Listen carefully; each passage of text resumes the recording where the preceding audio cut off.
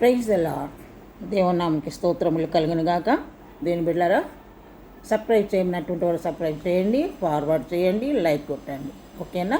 Praise the Lord. వాక్యం చదువుకుందాం. రోమాపత్రిక 2వ అధ్యాయము 21వ వచనం. రోమా 2:21. పరిశుద్ధుడైన పౌలు చెప్తున్న మాట, ఎదుటి వానికి బోధించు, నీకు నీవే బోధించుకొనవా.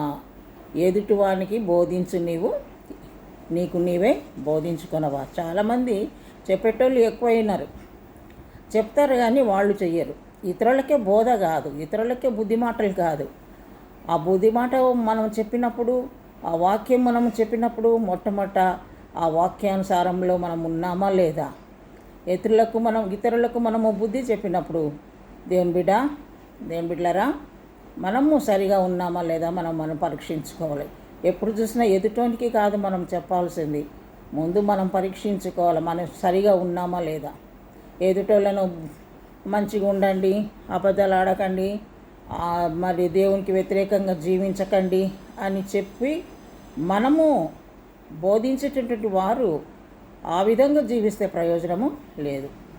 చెప్పినప్పుడు దాని ప్రకారము చెయ్యాలి, చేసినప్పుడే మనం ఇతరులకు చెప్పాలి. అది దేవుడు సన్నిధిలో బోధించేటువంటి వాళ్ళ గుణలక్షణం. దేవునికి స్తోత్రం, హల్లెలూయా.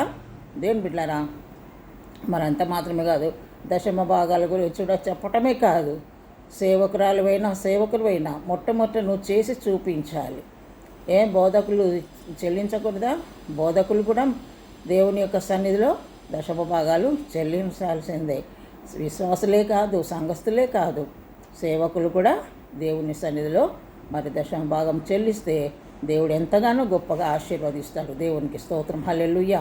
కనుక బోధించుతున్నటువంటి నీవు మరి నీకు నీవే బోధించుకొనవా. మరి పరిశుద్ధుడైన పౌలు చెప్పుతున్న మాట ఈ దినము నీవు కూడా గ్రహించుకొని, ఇంకా నువ్వు ఈ దినము నుంచి ముందు నువ్వు ఆ క్రియలు చెయ్యి, ఆ తర్వాత మరి ఇతరులకు చెప్పు.